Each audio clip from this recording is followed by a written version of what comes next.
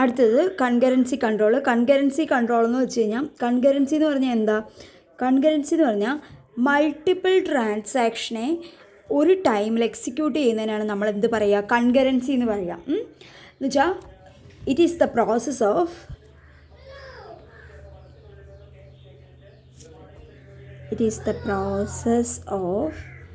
managing simultaneous execution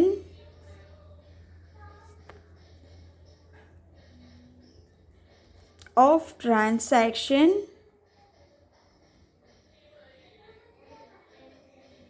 in a shared database. It is the process of managing simultaneous execution of transaction in a shared database ആണ് എന്ത്? Concurrency എന്ന് പറഞ്ഞാൽ. എന്തിനാണ് ഡേറ്റാബേസിൽ concurrency ആവശ്യമായിട്ടുള്ളത്? നിങ്ങൾക്കറിയാം, ഇപ്പോൾ നമ്മളൊരു ATM പോവുക, ഇപ്പോൾ ഒരു SBIയുടെ ATM അല്ലെങ്കിൽ ഏതെങ്കിലും ഒരു ATM പോവുക, ഒരു ആൾ മണി വിത്ഡ്രോ ചെയ്യുക. അപ്പോൾ എന്താ വെച്ചാൽ ഇപ്പോൾ കൺകറൻസി ഇല്ലെങ്കിൽ എന്ത് സംഭവിക്കും? ഒരാൾ വിത്ഡ്രോ ചെയ്തതിന് ശേഷം മാത്രമേ നെക്സ്റ്റ് ആൾക്ക് വിത്ഡ്രോ ചെയ്യാൻ പറ്റുള്ളൂ. മനസ്സിലായോ?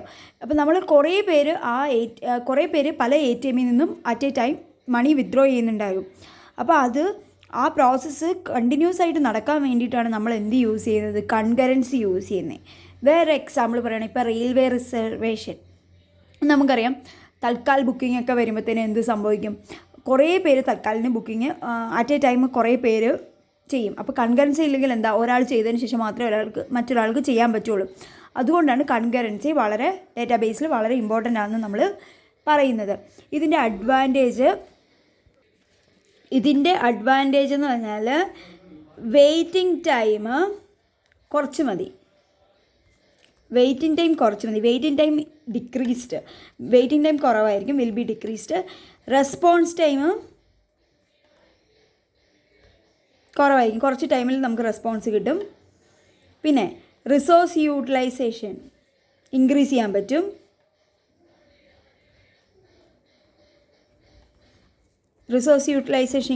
പറ്റും. പിന്നെ എഫിഷ്യൻസി ഇൻക്രീസ് ചെയ്യാൻ പറ്റും. ഓക്കെ, ഇതൊക്കെയാണ് ഇതിൻ്റെ അഡ്വാൻറ്റേജ് എന്ന് പറഞ്ഞാൽ. പിന്നെ നമുക്ക് എന്തൊക്കെ problems problems in using concurrency control ഉപയോഗിക്കും, നമുക്ക് എന്തൊക്കെ പ്രോബ്ലംസ് വരുമെന്ന് നോക്കാം. സൈമൾട്ടേനിയസ് ആയിട്ടല്ലേ നമ്മൾ എക്സിക്യൂഷൻ ചെയ്യുന്നത്. അപ്പം ഒരു ഷെയർ ഡേറ്റാബേസിനെ സൈമൾട്ടേനിയസ് ആയിട്ട് എക്സിക്യൂഷൻ ചെയ്യുമ്പം അത് ഡേറ്റ ഇൻറ്റഗ്രിറ്റിയും കൺസിസ്റ്റൻസി പ്രോബ്ലംസ് ഉണ്ടാക്കാനുള്ള സാധ്യതകളുണ്ട്. അപ്പോൾ നോക്കൂ, simultaneous execution of transactions over shared database can create several data integrity and consistency problems. ഇവിടെ നമ്മൾ സൈമൾട്ടേനിയസ് ആയിട്ട് ട്രാൻസാക്ഷൻ ചെയ്യുമ്പം ഡേറ്റയുടെ ഇൻറ്റഗ്രിറ്റി കൺസിസ്റ്റൻസിക്കും ഇഷ്യൂസ് ഉണ്ടാവാനുള്ള, ഡേറ്റ ഇൻറ്റഗ്രിറ്റിയും ഡേറ്റ കൺസിസ്റ്റൻസിക്കും ഒക്കെ ഇഷ്യൂസ് ഉണ്ടാവാനുള്ള സാധ്യതകളുണ്ട്. എന്താ? നമ്മൾ കൺകറൻസി കൺട്രോൾ യൂസ് ചെയ്യുമ്പോൾ. ഓക്കെ, അപ്പം നമ്മൾ ഇതിനകത്തുള്ള 3 മെയിൻ പ്രോബ്ലംസ് എന്താണെന്ന് നോക്കിക്കഴിഞ്ഞാൽ 3 മെയിൻ പ്രോബ്ലംസ് എന്തൊക്കെയാ? Lost updates. First one lost updates. പിന്നെ uncommitted data. Lost updates, uncommitted data. Third one inconsistent retrieval. ഇതൊക്കെയാണ് നമുക്ക് ഇതിനകത്ത് കാണാമെന്ന 3 ഇഷ്യൂസ്. അപ്പം ഓൾറെഡി നമുക്കറിയാം ഇതിനകത്ത് ഈ സീരിയലൈസ്ഡ് ട്രാൻസാക്ഷൻസ് ഒക്കെ വരുമ്പോൾ എന്തൊക്കെ കോൺഫ്ലിക്ട്സ് ഉണ്ടാകാറുണ്ട്. കോൺഫ്ലിക്ട്സ് 3 ഉണ്ട്. ഞാൻ ആ പ്രോബ്ലത്തിനകത്ത് ഓൾറെഡി എക്സ്പ്ലെയിൻ ചെയ്യുന്നുണ്ട്. First read, write, read. ഇതൊക്കെയാണ് നമുക്ക് കോൺഫ്ലിക്റ്റ് വരിക. Serializability of transactions. സീരിയലൈസബിലിറ്റി എന്ന് പറഞ്ഞാൽ എന്താണ്? സീരിയലൈസബിലിറ്റി എന്ന് പറഞ്ഞാൽ സീരിയൽ എക്സിക്യൂഷൻ ഓഫ് ട്രാൻസാക്ഷൻസ്, ഒന്ന് കഴിഞ്ഞതിന് ശേഷം ഒന്ന് എക്സിക്യൂട്ട് ചെയ്യുന്നതിനാണ് സീരിയലൈസബിലിറ്റി എന്ന് പറയുക. അപ്പോൾ ഫസ്റ്റ് വൺ നമുക്ക് നോക്കാം. Reading uncommitted data. അപ്പോൾ ഇതിലേതാ വരിക?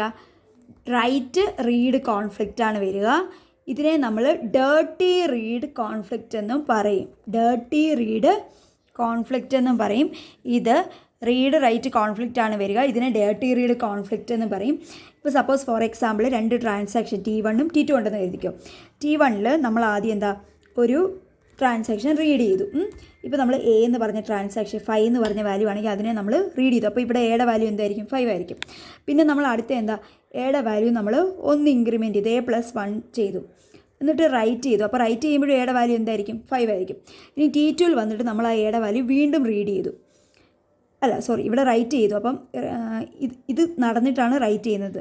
ആദ്യം Aയുടെ വാല്യൂ 5 ആയിരുന്നു. പിന്നെ നമ്മളൊരു ഓപ്പറേഷൻ ചെയ്തു, എന്താ A=A+1 ചെയ്തു. A+1 ചെയ്യുമ്പോൾ എന്തായിരിക്കും വാല്യൂ? 5+1 6 ആയി. പിന്നെ നമ്മളത് റൈറ്റ് ചെയ്തു. റൈറ്റ് ചെയ്യുമ്പോൾ വാല്യൂ എന്തായിരിക്കും? 6 ആയിരിക്കും വാല്യൂ. അപ്പോൾ നമ്മൾ റൈറ്റ് ചെയ്തു 6 ആയിരിക്കും. ആ റൈറ്റ് ചെയ്ത വാല്യൂ നമ്മൾ ഇവിടെ റീഡ് ചെയ്തു. അപ്പോൾ ഇവിടെ ഏത് വാല്യൂ ആണ് റീഡ് ചെയ്യുന്നത്? 6 റീഡ് ചെയ്തു. പിന്നെ നമ്മൾ കമ്മിറ്റ് ചെയ്തു. അപ്പോൾ ഏതാണ് കമ്മിറ്റ് ചെയ്യുന്നത്? 6 എന്ന വാല്യൂ ആണ് നമ്മളിവിടെ കമ്മിറ്റ് ചെയ്യുന്നത്. പിന്നെ നമ്മൾ T1ൽ വന്നിട്ട് റീഡ് B ചെയ്തു, റൈറ്റ് B ചെയ്തു, B കമ്മിറ്റ് ചെയ്തു. ഓക്കെ, B അബോട്ട് ചെയ്തു. B അബോട്ട് ചെയ്തു. അപ്പം ഇവിടെ ശ്രദ്ധിക്കുക, ഇവിടെ നമ്മൾ ആദ്യം റീഡ് വന്ന വാല്യൂ എത്ര? Aയുടെ വാല്യൂ 5 ആയിരിക്കും. ഇവിടെ നമ്മൾ വന്നപ്പോൾ 6 വന്നു. ഇതാണ് ഡേർട്ടി റീഡ് എന്ന് പറയുക. ഡേർട്ടി റീഡ് കാരണം എന്താ? അൺകമ്മിറ്റഡ് ഡേറ്റ ആണ്. ഇവിടെയാണ് കമ്മിറ്റ് ചെയ്യുന്നത്. അപ്പോൾ ഇത് റീഡ് ചെയ്യുന്നത് ഏതാ? അൺകമ്മിറ്റഡ് ഡേറ്റയാണ്. ഇവിടെ ഡേറ്റ ആണ് നമ്മൾ അത് റീഡ് ചെയ്യുന്നത് അൺകമ്മിറ്റഡ് ഡേറ്റ ആണ്. അതുകൊണ്ടാണ് അതിന് എന്ത് പറയുക? ഡേർട്ടി റീഡ് എന്ന് പറയുക. അപ്പോൾ ലോക്കൽ ബഫറിൽ എന്തായിരിക്കും സ്റ്റോർ ചെയ്യുക? ലോക്കൽ ബഫറിൽ 6 ആയിരിക്കും സ്റ്റോർ ചെയ്യുക. അപ്പോൾ T2 റീഡ് ചെയ്യുന്ന value that is not committed. Committed അല്ലാത്ത വാല്യൂ ആയിരിക്കും T2 റീഡ് ചെയ്യുന്നത്. അതുകൊണ്ടാണ് അത് അൺകമ്മിറ്റഡ് ഡേറ്റ എന്ന് പറയുന്നത്. ഓക്കെ, അപ്പോൾ നമ്മളിവിടെ വന്നിട്ട് അബോട്ട് ചെയ്തില്ലേ? ഈ അബോട്ട് ചെയ്യുമ്പോൾ എന്ത് സംഭവിക്കും? ഈ T1ൽ അബോട്ട് ചെയ്യുമ്പോൾ T1ൽ ഇതുവരെ ചെയ്ത എല്ലാ ട്രാൻസാക്ഷൻസും റോൾ ബാക്ക് ചെയ്യും അബോട്ട് ചെയ്യുമ്പോൾ. അപ്പം Aയുടെ വാല്യൂ എന്തായിരിക്കും? 5 തന്നെ ആയിരിക്കും. അപ്പോൾ Aയുടെ വാല്യൂ T1ൽ 5 ആയിരിക്കും. T1ൽ Aയുടെ വാല്യൂ 5 ആയിരിക്കും. T2ൽ Aയുടെ വാല്യൂ എന്തായിരിക്കും? T2ൽ Aയുടെ വാല്യൂ 6 ആയിരിക്കും. അതുകൊണ്ടാണ് നമ്മൾ ഡേർട്ടി റീഡ് എന്ന് പറയുന്നത്. രണ്ടിടത്തും 2 വാല്യൂസ് അല്ലേ? കോൺഫ്ലിക്റ്റ് വരുമല്ലോ, കോൺഫ്ലിക്റ്റ് വരും. ഇവിടെ അബോട്ട് ചെയ്യുമ്പോൾ ഇത് റോൾ ബാക്ക് ചെയ്യുകയാണ്. റോൾ ബാക്ക് ചെയ്യുമ്പോൾ ആദ്യത്തെ വാല്യൂ തന്നെ ആയിരിക്കും. അബോട്ട് ചെയ്യുമ്പോൾ ഫുള്ള് റോൾ ബാക്ക് ചെയ്യാം. അബോട്ട് ചെയ്യുമ്പം റോൾ ബാക്കാണ് ചെയ്യുന്നത്. ഓക്കെ, പിന്നെ ഇനി ഞാൻ നെക്സ്റ്റ് വരുന്നത് അൺറിപ്പീറ്റബിൾ റീഡ് അല്ലെങ്കിൽ റീഡ് റൈറ്റ് കോൺഫ്ലിക്റ്റ്. ഇതെന്ന് വെച്ച് കഴിഞ്ഞാൽ ഇപ്പോൾ നമുക്കൊരു ട്രാൻസാക്ഷൻ T1 ഉം T2 ഉണ്ട്. നമ്മൾ ആദ്യം എന്ത് ചെയ്തു? റീഡ് ഓഫ് A എടുത്തു. റീഡ് ഓഫ് Aയുടെ വാല്യൂ നമ്മൾ 10 എടുത്തു, 10 എടുത്തു. അപ്പം ഇവിടെ T2ൽ റീഡ് ഓഫ് A വരുമ്പോഴത്തേന് എന്തായിരിക്കും?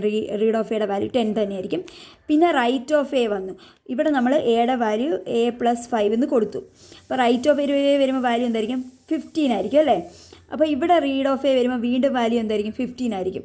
പിന്നാണ് നമ്മൾ കമ്മിറ്റ് ചെയ്യുന്നത്. ഓക്കെ, അപ്പോൾ ഇവിടെ നോക്കുക, ഇവിടെ കമ്മിറ്റ് ചെയ്യുമ്പം റീഡ് ഓഫ് Aയുടെ വാല്യൂ ഒരിടത്ത് 10ഉം ഒരിടത്ത് 15ഉമാണ്. സോ എന്താ? T2ന് കൺഫ്യൂഷൻ വരും. T2 got confused. എന്താ കൺഫ്യൂഷൻ വരിക? അതായത് വാട്ട് വാല്യൂ ഈസ് കമ്മിറ്റഡ്, ഏത് വാല്യൂ ആണ് കമ്മിറ്റ് ചെയ്യേണ്ടതെന്ന് T2ന് കൺഫ്യൂഷൻ വരും. കാരണം Aക്ക് രണ്ടിടത്തും 2 വാല്യൂ ആണ്. ഓക്കെ, ഇതാണ് അൺറിപ്പീറ്റബിൾ റീഡ് എന്ന് പറഞ്ഞാൽ. അടുത്തതെന്ന് പറഞ്ഞാൽ lost update. WW write conflict ആണ്. WW കോൺഫ്ലിക്റ്റ്, അതായത് റൈറ്റ് കോൺഫ്ലിക്റ്റ്. ഇവിടെ എന്താ ചെയ്യുന്നത് വെച്ചാൽ 2 ട്രാൻസാക്ഷൻ T1 ഉം T2 ഉം സെയിം ആണ്. Read of A നമ്മളെടുത്തു. Aയുടെ വാല്യൂ നമ്മൾ 10 ആക്കി എന്നായിരിക്കും. Aയുടെ വാല്യൂ 10 ആക്കി റീഡ് ഓഫ് A എടുത്തു. അപ്പോൾ ഇവിടെ Aയുടെ വാല്യൂ എന്തായിരിക്കും? 10 ആയിരിക്കും. പിന്നെ നമ്മൾ റൈറ്റ് ഓഫ് A ചെയ്തു. അപ്പോഴും Aയുടെ വാല്യൂ എന്തായിരിക്കും? നമ്മളിവിടെ Aയുടെ വാല്യൂ നമ്മളൊന്ന് A+1 ചെയ്തു. അപ്പം 10+1. അപ്പോൾ Aയുടെ വാല്യൂ എന്തായിരിക്കും? ഇവിടെ 11 ആയിരിക്കും അല്ലേ? ഇവിടെ വീണ്ടും T2ൽ നമ്മൾ റൈറ്റ് ഓഫ് A ചെയ്തു. റൈറ്റ് ഓഫ് A ചെയ്യുമ്പോൾ എന്ത് പറ്റി? നമ്മളൊരു ബ്ലൈൻഡ് റൈറ്റാണ് ചെയ്യുന്നത്. അതായത് അത് ഒരു വാല്യൂ അങ്ങ് ചുമ്മാതെ അങ്ങ് റൈറ്റ് ചെയ്യുകയാണ്. അപ്പം സപ്പോസ് അത് 50 റൈറ്റ് ചെയ്തെന്ന് കരുതിക്കോ.